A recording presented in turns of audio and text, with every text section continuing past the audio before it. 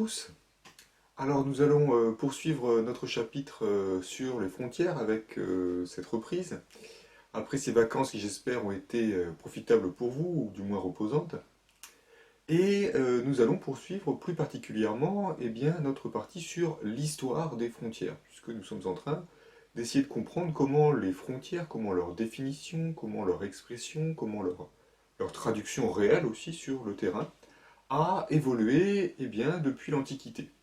Alors nous nous sommes arrêtés la dernière fois au XVIIIe siècle, puisqu'on avait vu que entre le XIIIe et le XVIIIe siècle en Europe, les frontières acquéraient beaucoup de leurs caractéristiques modernes. Et donc on va poursuivre aujourd'hui et voir comment, dans la période qui suit, qui va aller globalement aujourd'hui, de la Révolution française jusqu'à 1945, ces frontières connaissent deux phénomènes, un phénomène d'appropriation et un phénomène de mondialisation. Donc ça va être l'objet de notre cours aujourd'hui, de l'appropriation à la mondialisation des frontières. Alors peut-être que pour le moment ces mots ne vous disent pas grand-chose, vous semblent un peu flous, mais tout ça va s'expliquer dans la suite des événements. Et donc, premier point, le point d'appropriation, on va voir comment ces frontières, pour l'instant on reste essentiellement en Europe, deviennent nationales. Et je vais insister sur ce mot, c'est un mot qu'on entend beaucoup, mais que beaucoup de gens ne savent pas vraiment définir.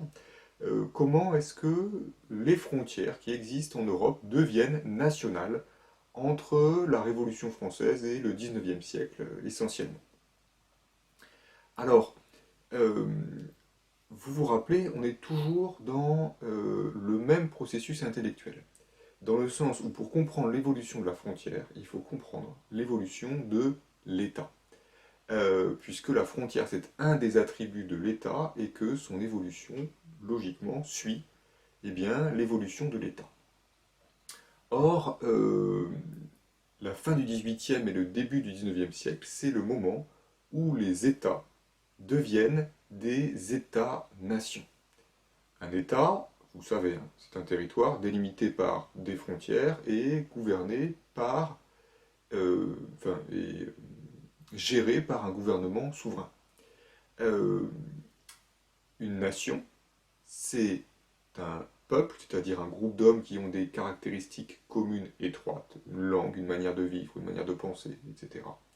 Et qui souhaite se gouverner lui-même. Une nation, c'est un peuple politique, en fait, pour le définir le plus simplement possible.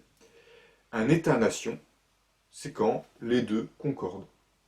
Par exemple, la France, c'est un État-nation, puisque en effet c'est un État, il y a un État français, il y a des frontières, et c'est en même temps une nation. Il y a des Français, et l'immense majorité des Français se trouvent en France, et l'immense majorité des gens qui se trouvent en France sont des Français. Donc c'est un État-nation. Or, pour nous c'est logique en fait, un État est quasiment toujours un État-nation, surtout en Europe. Mais ce n'est pas du tout logique et ce n'est pas du tout permanent. Les États-nations naissent à la fin du XVIIIe, au XIXe siècle pour de bon.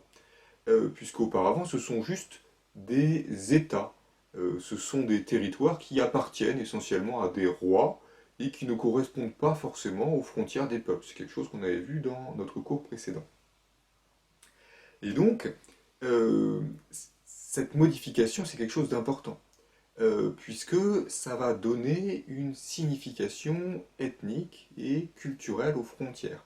L'événement qui marque le début de ce changement, c'est la Révolution française. Puisque à la Révolution française, vous l'avez étudié cette année, la Révolution française, donc je vais me permettre d'aller assez vite, la définition des Français et de la France change. Les Français, ce n'est plus les sujets de Louis XVI, c'est les citoyens. La France, ce n'est plus la possession personnelle de Louis XVI, c'est le bien commun des citoyens français. Et le mot qui émerge à cette époque-là, c'est précisément le mot de nation. Vive la nation est un cri révolutionnaire extrêmement fréquent, puisque la nation, c'est précisément le peuple français politique. Donc ça, c'est quelque chose qui est très important. Si l'État devient État-nation, les frontières étatiques deviennent en même temps des frontières nationales, c'est-à-dire qu'elles doivent délimiter des peuples. elles doivent renfermer un pays qui est un pays culturellement uni, un pays qui est une nation, finalement. Et donc, c'est le moment aussi où va apparaître la nécessité de faire correspondre les frontières aux réalités culturelles, ce qui n'était pas franchement du tout la priorité des rois précédemment qui souhaitaient surtout accroître leur territoire et que cela corresponde aux réalités culturelles et ethniques sur place n'avait que peu d'importance. C'est le moment où, en France notamment, la question des frontières naturelles va être mise sur le devant de la scène. Les révolutionnaires notamment, ce sont les premiers à le mettre vraiment en avant, vont estimer que la France a des frontières naturelles, les Pyrénées, les Alpes, la rive gauche du Rhin, et qu'il faut atteindre ces frontières naturelles pour réunir tout le peuple français. En fait, on les a vus un peu larges, hein, parce que la rive gauche du Rhin, pour prendre cet exemple, bon, il y a tout un tas de peuples qui ne sont pas du tout français, notamment vers le nord, on a des peuples germaniques, néerlandais, etc. Mais on a vu large. Alors d'ailleurs, les révolutionnaires au départ affirment les frontières naturelles, puis après, ils vont de plus en plus les étendre, ils vont conquérir des territoires en Italie. Alors, puis, Napoléon, alors là, il va faire d'Amsterdam et de Rome des villes françaises, donc ça n'a plus vraiment de sens national.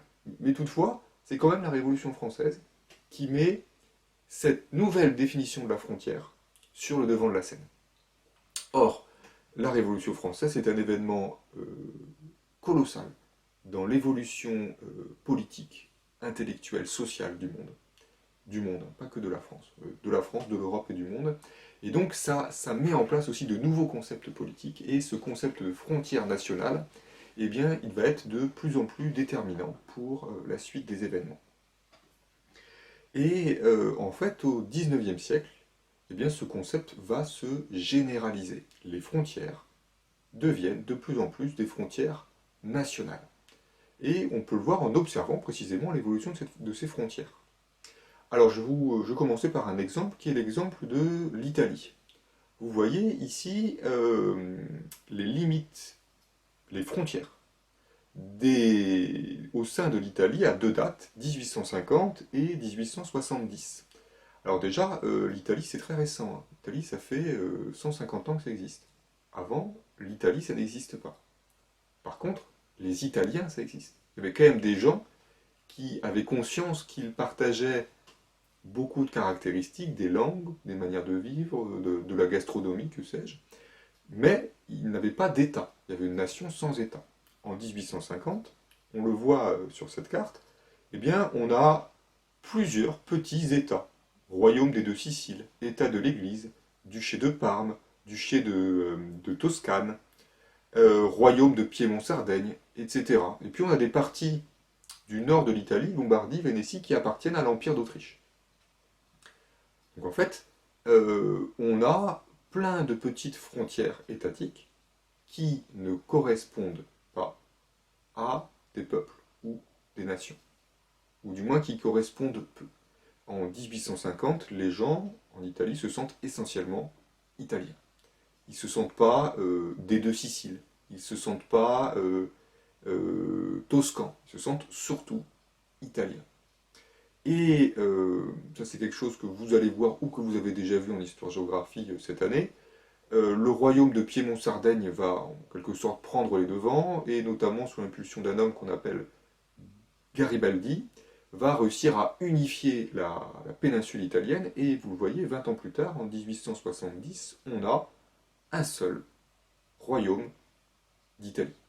Donc là, pour le coup, on a des frontières étatiques qui correspondent à des frontières nationales des Italiens en Italie.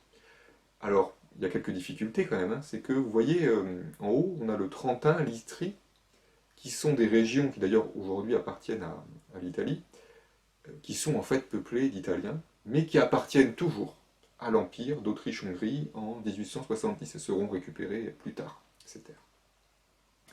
Donc, on voit bien ici le processus de modification des frontières. On passe de frontières qui sont surtout des frontières de rois, les frontières sont surtout à l'époque moderne les objets des rois, et ça continue pendant une partie du XIXe siècle. Et ces frontières deviennent des frontières nationales. Elles correspondent aux limites des peuples, avec un royaume d'Italie. Avec aussi l'Allemagne qui va naître exactement au même moment, en 1870-71.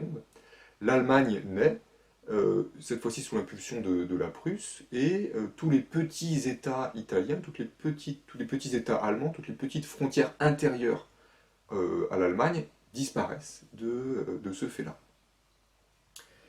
Euh, donc c'est quelque chose qui est vraiment important et qui finalement conduit à faire de la frontière pleinement ce qu'elle est aujourd'hui, cette appropriation, cette nationalisation des frontières au XIXe siècle. Si je fais un petit résumé de ce qu'on a vu pour nous rappeler comment les frontières acquièrent leurs caractéristiques euh, modernes, les frontières deviennent des réelles frontières, c'est-à-dire des lignes, et non plus des confins à la fin du Moyen Âge. Elles deviennent étatiques, elles séparent des États modernes à partir du XVIIe siècle. Elles deviennent de plus en plus maîtrisées au XVIIIe siècle. Et enfin, c'est ce qu'on vient de voir, elles deviennent nationales, elles séparent des peuples, conscients de leur singularité, au XIXe siècle. Et là, pour le coup, on peut dire qu'on a vraiment la définition de la frontière actuelle telle qu'elle existe encore. Donc c'est vraiment un processus de longue haleine et évidemment qui ne se déroule pas à la même vitesse, même si là j'ai un petit peu simplifié la chronologie, dans tous les pays et encore moins dans tous les continents. Alors j'ai pris l'exemple de l'Italie. L'exemple de l'Italie, on va un petit peu l'élargir à l'ensemble de l'Europe. Alors voici une carte de l'Europe en 1815 et voici une autre carte de l'Europe en 1918. 19. Alors, on a eh bien, beaucoup de changements qui correspondent en fait à une Europe qui voit la définition de ses frontières changer. Je reprends. Europe en 1815. Ce que peut-être vous pouvez remarquer, c'est la profusion de petits États. Regardez au niveau de l'Allemagne ou de l'Italie actuelle, tous ces petits États qui existent et qui ne correspondent pas franchement à des réalités nationales. Inversement, on a aussi des très grands États. Regardez la taille de l'Empire autrichien, de l'Empire ottoman. La Suède et la Norvège sont réunis en un seul et même État. On a donc quelques États très petits, beaucoup, et quelques États très grands.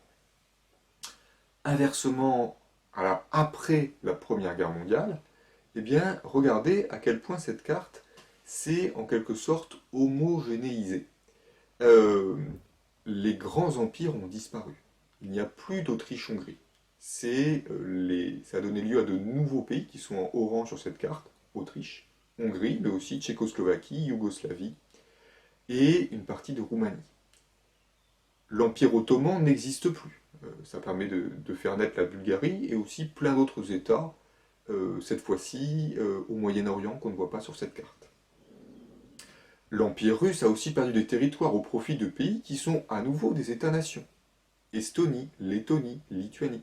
La Pologne renaît. Elle avait disparu pendant plus de 100 ans, mangée de part et d'autre par l'Allemagne et par la Russie, elle renaît en tant que pays.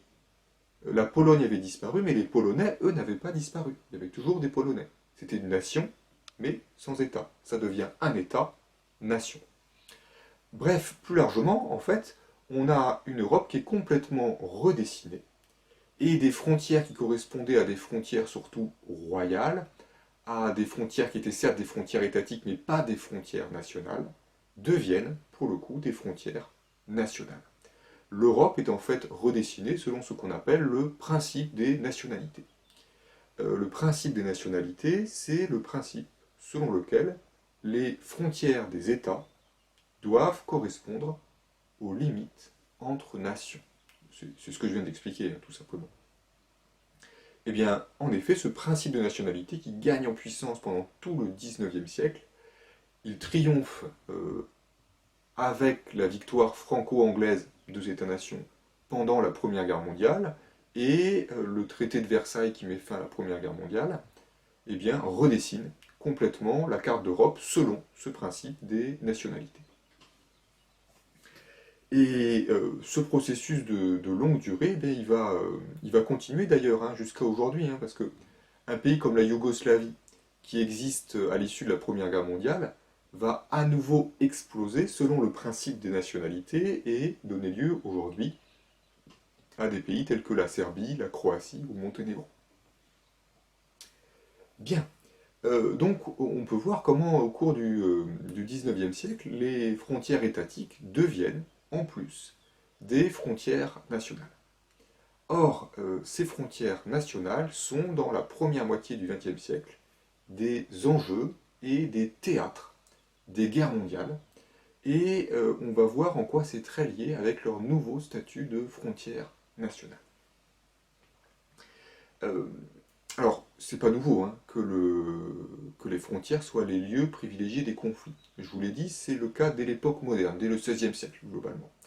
C'est pas trop le cas au Moyen Âge, où la guerre se déroule un peu partout sur le territoire, mais dès le XVIe siècle, les guerres entre États européens, elles sont surtout frontières, et elles ont surtout pour l'objet de repousser les frontières. Par contre, il va y avoir un changement lorsque les frontières deviennent nationales, c'est que les enjeux ne sont pas du tout les mêmes.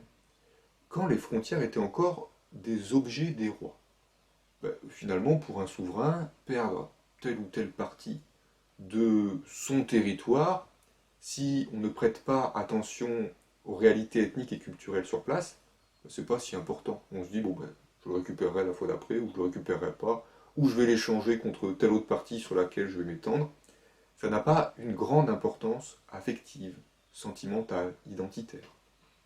En revanche, quand ce ne sont plus des rois mais des nations, des républiques, qui perdent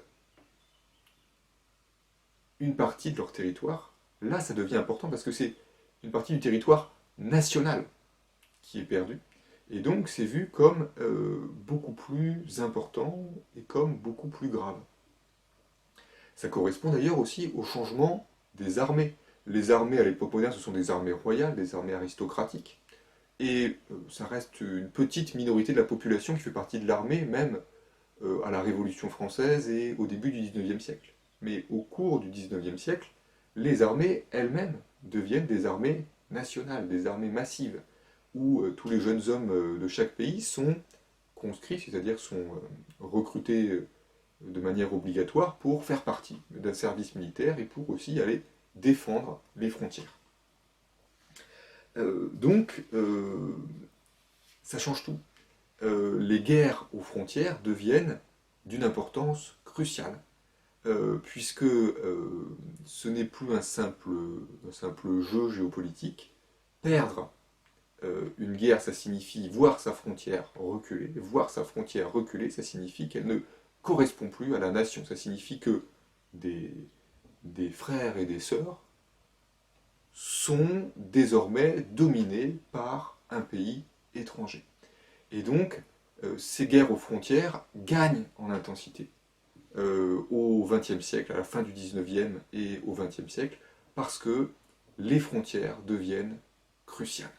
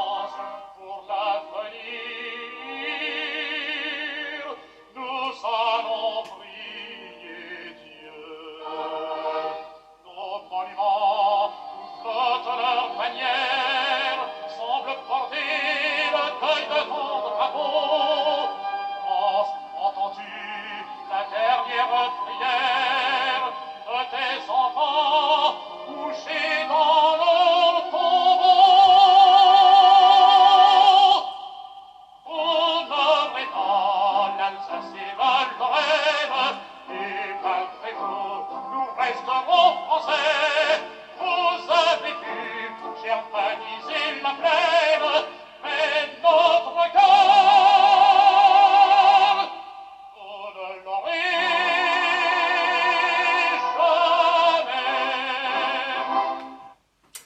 Alors, célèbre chanson, hein, je pense que vous l'avez déjà entendue, ou du moins vous connaissiez l'expression Vous n'aurez pas l'Alsace et la Lorraine. C'est une chanson de 1871 qui, en fait, fait référence à la perte, précisément, par la France, de l'Alsace-Lorraine suite à sa guerre contre la Prusse, c'est-à-dire l'Allemagne, en 1870-1871 précisément.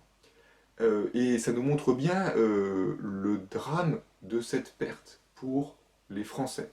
La France est un État-nation, les frontières sont devenues nationales, et donc c'est perçu comme une mutilation. D'ailleurs, c'est un mot qui est très employé à l'époque. La France a été mutilée, comme si elle avait perdu un bras, par sa perte de l'Alsace-Lorraine.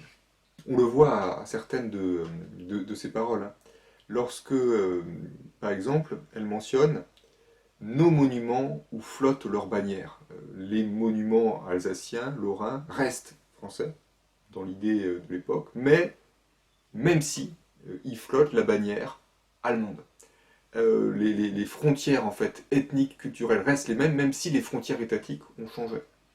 Vous avez pu germaniser la plaine, mais notre cœur, vous ne l'aurez jamais. Et c'est la même idée. Germaniser la plaine alsacienne, donc officiellement certes, l'Alsace est devenue allemande, mais le cœur alsacien reste français. Donc ça, c'est quelque chose qui nous montre bien le changement de définition de la frontière qui devient nationale finalement, euh, acquiert cette caractéristique qui devient plus importante que la frontière étatique. L'essentiel, désormais, c'est où se trouvent les Français, ou les Italiens, les Autrichiens, etc. Et non pas le tracé entre États suite à un accord. Les Français, oui, ont signé l'armistice en 1871, ont reconnu leur défaite, ont reconnu que l'Alsace-Lorraine allait devenir allemande, mais ils continuent à estimer qu'elle est française de cœur. Ce qu'elle est assez largement en effet, hein. C'est-à-dire que la plupart des Alsaciens lorrains continuent à se sentir français, beaucoup vont émigrer, et ceux qui restent vont bien accueillir eh bien, le moment où elle redeviendra française en 1918. Alors c'est quelque chose qu'on voit par exemple avec cette carte postale. Alors c'est une carte postale qui représente une œuvre, je vous la montre plus près, j'espère que ça va bien s'afficher, de Annecy. Annecy, c'est un illustrateur français et du début du XXe siècle et qui a précisément souvent représenté ce type de dessin un peu enfantin de l'Alsace fière d'avoir retrouvé ses couleurs françaises. Donc là vous voyez, on a une cigogne. Euh, je vous ai mis une petite cigogne en plus alsacienne pour être dans le thème. Donc on a une cigogne et puis on a tous les drapeaux français aux fenêtres, précisément pour montrer cette importance d'avoir retrouvé des frontières étatiques qui sont aussi les frontières nationales. D'ailleurs, l'Alsace, c'est encore aujourd'hui une région où le patriotisme français est vraiment fort, plus fort que dans la majorité des autres régions françaises, précisément en raison de cette histoire, précisément parce que elle a été, pendant 40 ans, et à nouveau pendant la Seconde Guerre mondiale, rattachée à l'Allemagne et non plus à la France. Et puisque les frontières, puisque la légitimité des frontières désormais, elle est surtout nationale, il est d'autant plus urgent lorsqu'elles changent de propriétaire de les marquer. Et ça, c'est quelque chose qu'on peut voir avec cette photographie, cette borne des trois puissances. Alors, je vous l'ai déjà montré pour vous parler de la borne toute cassée qui est à droite, et je vais vous en reparler euh, du point de vue des deux autres bornes. Parce que, en effet, vous voyez la borne du centre, on a un D qui est marqué dessus, qui signifie Deutschland. En fait, cette borne elle a été placée en 1871, précisément pour marquer la frontière nouvelle entre France et Allemagne. Les Allemands n'ont pas perdu de temps, ils l'ont fait l'année même de l'armistice, et du moment où la France reconnaît pleinement sa défaite, euh, et elle fait partie de plus de 4000 bornes frontières qui ont été placées dès ce moment-là, parce qu'il y avait urgence à marquer très vite la frontière. Ils en ont placé deux même d'ailleurs côte à côte. Celle de gauche, elle a été remplacée en 1890, c'est pour ça qu'il est marqué 1890 dessus, puis celle de gauche est aussi un tripoint avec la Suisse. Et ce combat autour des frontières, eh bien, il continue pendant la Première Guerre mondiale. Alors la Première Guerre mondiale, elle a plusieurs causes, hein. Évidemment, une de ces causes, c'est la volonté des pays européens de posséder des frontières qui correspondent plus, selon eux, aux limites des peuples. C'est le cas pour la France, hein, qui souhaite la revanche contre l'Allemagne pour récupérer l'Alsace et la Lorraine. C'est le cas aussi des Allemands, qui souhaitent s'étendre, eux, surtout à l'Est. Et puis c'est le cas d'autres pays européens. Donc c'est une des raisons qui pousse à la guerre. C'est loin d'être la seule. On pourrait aussi mentionner le progrès, on pourrait aussi mentionner le nationalisme, on pourrait aussi mentionner la course aux colonies, j'y viendrai plus tard. Mais c'est une des raisons.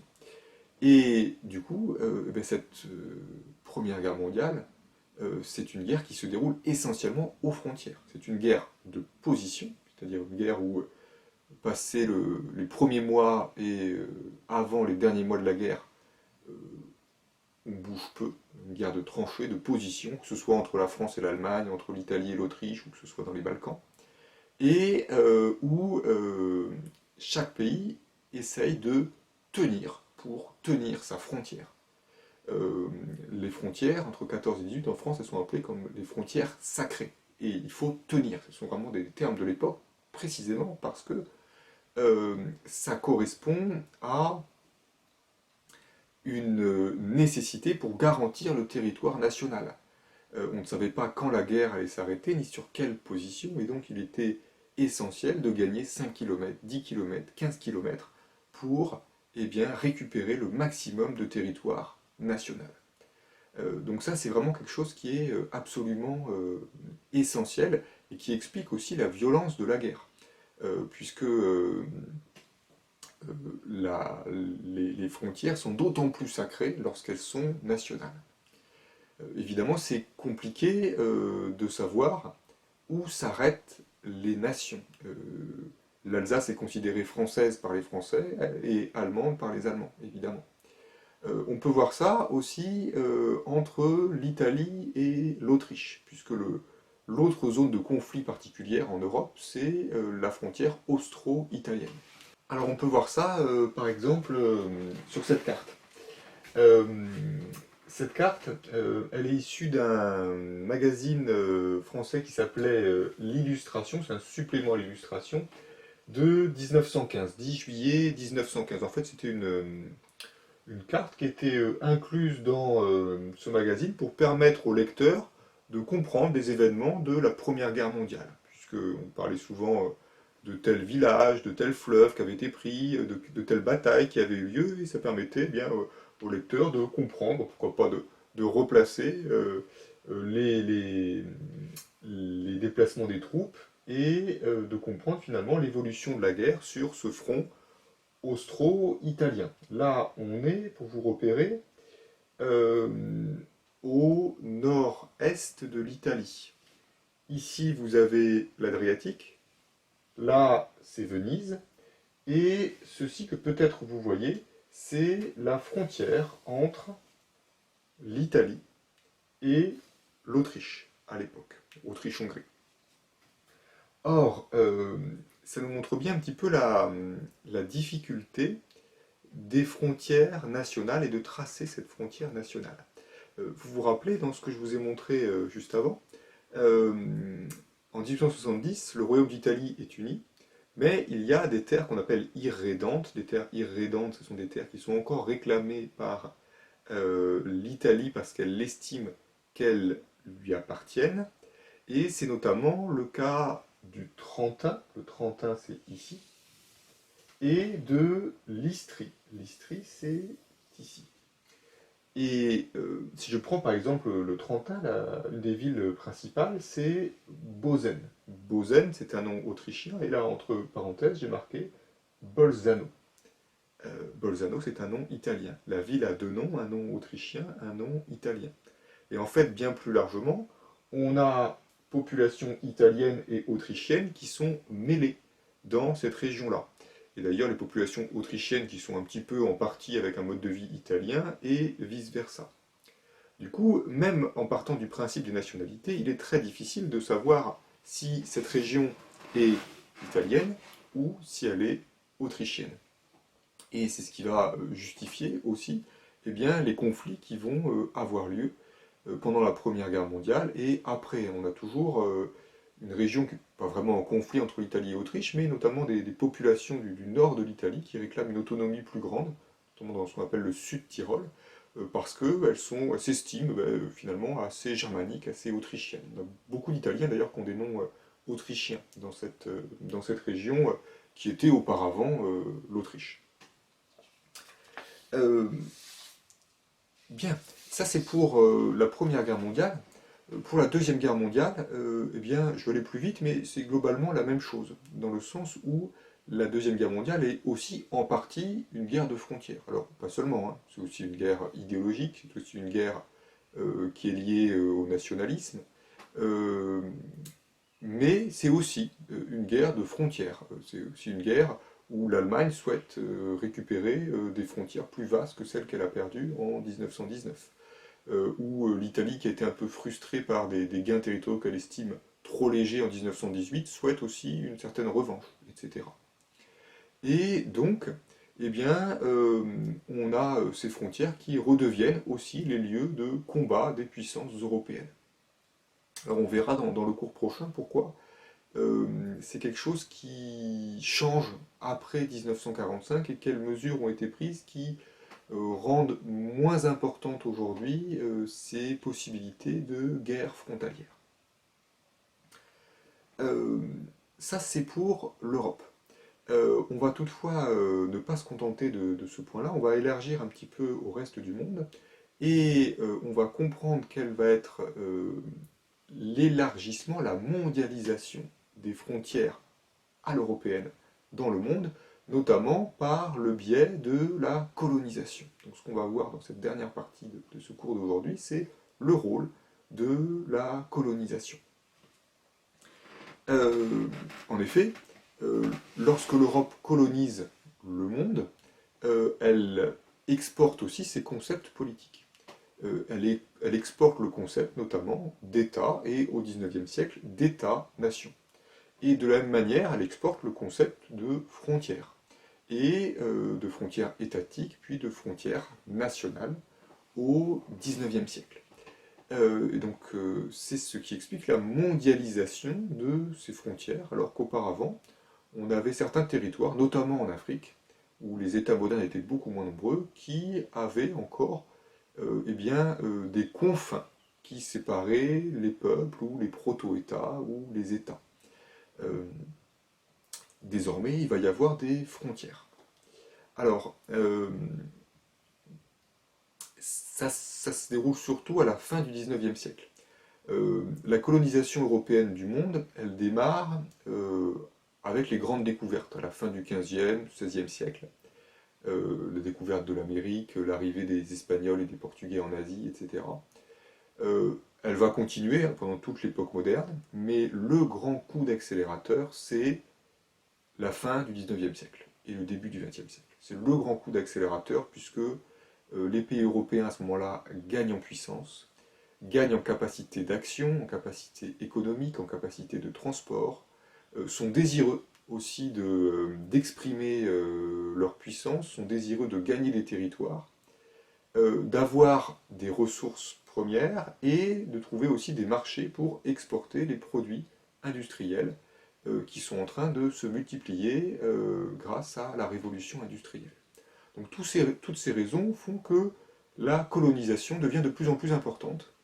Et en Afrique et en Asie se déroule ce qu'on peut appeler une course aux colonies, surtout en Afrique, puisque l'intérieur du continent africain était assez largement inconnu des Européens et Français, Anglais essentiellement, Italiens, Allemands, Belges, Néerlandais, à un degré moindre, et quelques autres, vont lancer des expéditions pour essayer de eh bien, coloniser certains territoires et d'agrandir leur empire.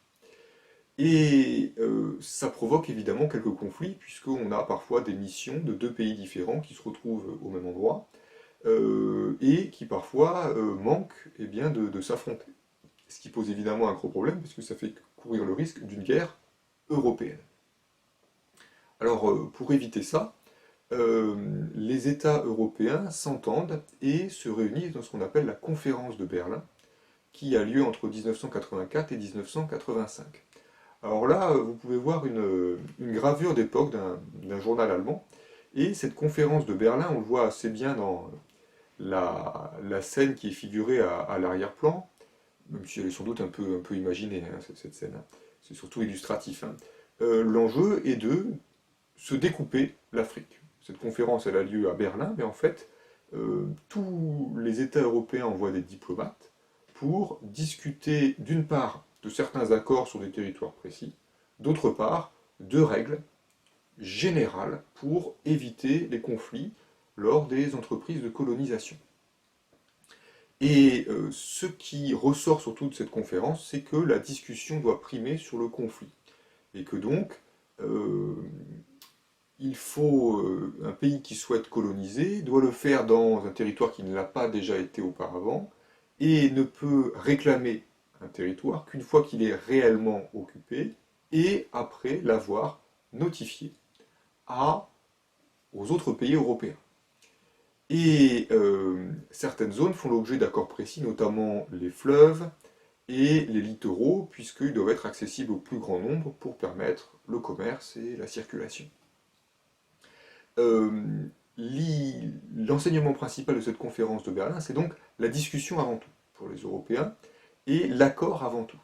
Et donc, on a plusieurs pays qui, pendant cette conférence, à la suite de cette conférence, se mettent d'accord pour se séparer des territoires africains sur une carte depuis l'Europe. Beaucoup de frontières sont décidées en fait à des milliers de kilomètres du lieu réel où elles vont s'appliquer, et avec des connaissances géographiques imprécises et avec des connaissances ethnico-culturelles encore plus imprécises, si elles sont prises en compte, ce qui est rare, ce qui arrive à peu près dans 20% des cas. On se dit, bon, là on a le peuple machin, là on a le peuple truc, on va essayer de mettre la frontière entre les deux. Ça arrive parfois, mais c'est pas du tout le cas majoritaire. Donc le cas majoritaire, c'est que ce sont surtout les intérêts des puissances européennes qui colonisent, qui, euh, qui priment, ce qui est logique puisque ce sont elles qui décident des frontières. Et donc ça donne lieu à certaines frontières qui subsistent encore aujourd'hui et qui paraissent assez absurdes lorsqu'on les voit sur une carte. Alors je vais vous en montrer plusieurs exemples. Premier exemple, ce sont les frontières au milieu du Sahara. Alors vous voyez ces frontières au milieu du Sahara, à quel point elles sont tracées à la règle, entre l'Algérie et le Mali, l'Algérie et le Niger, la Libye et le Tchad, la Libye et l'Égypte et le Soudan, etc. Vous voyez que c'est tout droit, sur des centaines, voire des milliers de kilomètres, et que donc ça correspond bien à des frontières qui ont été décidées sur une carte et tracées à la règle. Elles sont d'autant plus tracées à la règle qu'elles sont dans des territoires qui sont très peu peuplés, et donc où l'importance des peuples, parce qu'il y a quand même des peuples qui vivent dans ces territoires-là, n'a pas été franchement prise en compte. Autre exemple, on est en Afrique australe, et vous voyez qu'un pays, la Namibie, a une sorte d'excroissance très étrange au nord-est de son territoire. C'est ce qu'on appelle la bande de Caprivi. Alors Caprivi, c'était un diplomate, un militaire allemand, puisque la Namibie, il y a de cela plus d'un siècle, ça s'appelait le Sud-Ouest africain, et c'était une colonie allemande. Or, les Allemands avaient réussi à négocier que leur colonie puisse avoir accès au fleuve Zambèze, puisque c'est un très large fleuve, le fleuve Zambèze, et ça permettait en fait ensuite de pouvoir circuler dans toute l'Afrique australe, rejoindre facilement l'océan Indien, et donc ainsi pouvoir se désenclaver un petit peu. ça avait été accepté en vertu des accords de la conférence de Berlin, et donc on a décidé, ben, ce que vous voyez sur cette carte, une mince bande pour donner aux Allemands accès au fleuve Zambèze. Alors en fait, ça servait à rien, puisque quelques dizaines de kilomètres avant d'arriver au Zambèze, il y a des chutes d'eau, et le fleuve devient impraticable, donc en fait ça n'a servi à rien, mais ben, cette bande est restée, et ensuite c'est devenu une colonie anglaise gérée par l'Afrique du Sud, puis c'est devenu un pays indépendant sous le nom de Namibie, qui a toujours gardé cette bande de Caprivi, qui, vous l'imaginez bien, n'a aucun sens ethniquement et culturellement. Il n'y a pas des Namibiens qui sont décidés de se grouper sur 20 km de large et 300 km de long. Dernier exemple, euh, un pays qui s'appelle la Guinée équatoriale, qui est aujourd'hui en trois morceaux. Alors ils ont un morceau qui est le plus grand, mais qui est très peu peuplé, sur le continent. Ils ont un deuxième morceau qui est au nord, qui est une île, qui est le plus peuplé, où il y a d'ailleurs la capitale. Et ils ont un troisième morceau qui est une toute petite île, qui est bien plus éloignée au sud. Ça non plus, ça n'a aucun sens, ni géographiquement, ni culturellement. Le sens que ça a, c'est qu'en fait, ce sont, dans ce coin d'Afrique, les seules colonies qui a réussi à garder l'Espagne face à la concurrence française, notamment au Gabon, face à la concurrence portugaise, Sao Tomé et Principe, face à la concurrence anglaise au nord, au Nigeria notamment. Et donc, ça a donné une colonie espagnole où ils ont groupé tous leurs bouts de territoire qu'ils ont gardés, et c'est comme ça que c'est devenu indépendant en gardant ses frontières. Alors, avec ces trois exemples, on voit bien que les frontières étatiques issues de la colonisation ne sont pas, pour la majorité, des frontières nationales, puisqu'elles n'étaient pas du tout des frontières ethniques et culturelles au moment où elles ont été tracées. Et ça, c'est quelque chose qui est important pour comprendre ces frontières, surtout africaines, hein. C'est beaucoup moins le cas en Asie. Euh, En fait, l'Europe et les pays européens qui ont colonisé ont exporté une partie de leur conception de la frontière. Ils ont exporté le concept de frontière westphalienne, de frontière moderne. Je rappelle, une frontière westphalienne, c'est une frontière qui est une ligne, non pas une zone, qui recouvre, qui permet de diviser le territoire en des pays bien délimités, sans permettre ni superposition, ni espace laissé vide. Ce concept est arrivé en Afrique. L'Afrique a été divisée, et on peut le voir ici sur cette carte. Alors cette carte elle date du début des années 60, donc on a encore les frontières coloniales, hein, qu'on n'a pas d'espace vide. Tout est colonisé. Et tout est... chaque parcelle de territoire appartient à un pays et est délimitée par des frontières. Alors on a ici l'Afrique française, on a aussi des pays indépendants, puisque le début des années 60, c'est le moment un petit peu de transition, hein, entre colonisation et décolonisation. Donc le principe de frontière westphalienne, de frontière étatique, de frontière moderne, il est arrivé en Afrique, il a été implanté par la colonisation. Mais par contre, le concept de frontière nationale, lui, il n'est pas, ou on va dire très peu, arrivé avec la colonisation, puisque ces frontières ont été tracées, n'ont pas été tracées selon le principe des nationalités, selon le principe que j'ai déjà défini tout à l'heure, selon laquelle une frontière correspond aux limites des peuples. Mais non, là ce n'est pas le cas en Afrique. Et donc évidemment, cette non-concordance des deux situations, eh bien, c'est créateur de beaucoup de conflits qui pour certains, continuent aujourd'hui. J'y reviendrai dans le cours prochain. Alors, il faut quand même mettre un petit bémol à ça, c'est qu'il y a quand même eu un processus d'appropriation des frontières. Je vous donne un exemple. Un pays comme l'Algérie, il y a 200 ans, ça n'existait pas, avant la colonisation française qui démarre en 1830. Et il n'y avait pas franchement de peuple algérien, ni d'identité algérienne. C'est aussi un pays qui a été un peu forgé par la colonisation dans ses frontières. Alors les frontières sud, elles sont tracées à la règle, mais même dans les frontières nord, les limites avec le Maroc et la Tunisie ne correspondent pas à grand-chose dans la période précoloniale. Par contre, le peuple qui vit au sein de ces frontières a fini par acquérir une sorte de singularité, un sentiment d'appartenance. Aujourd'hui, on peut dire qu'il existe une nation algérienne, qu'il existe un peuple algérien, avec les guerres, notamment la guerre d'indépendance, mais aussi la guerre civile qui a eu lieu dans les années 90. De plus en plus, les Algériens se sont sentis proches de l'Algérie, sont nés en tant que nation. Donc, ces frontières pouvaient ne correspondre à rien au départ, mais certaines d'entre elles ont fini par correspondre à quelque chose.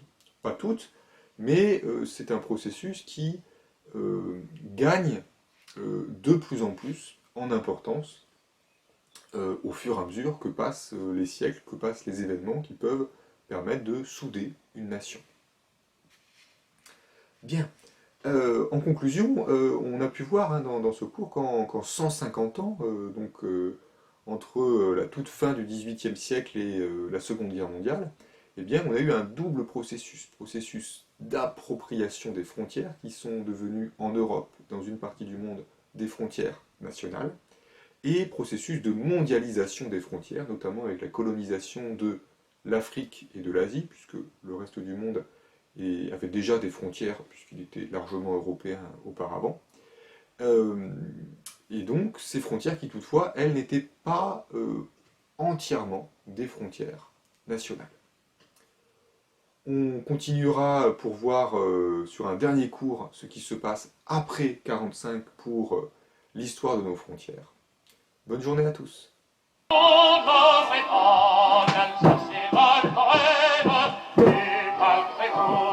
resterons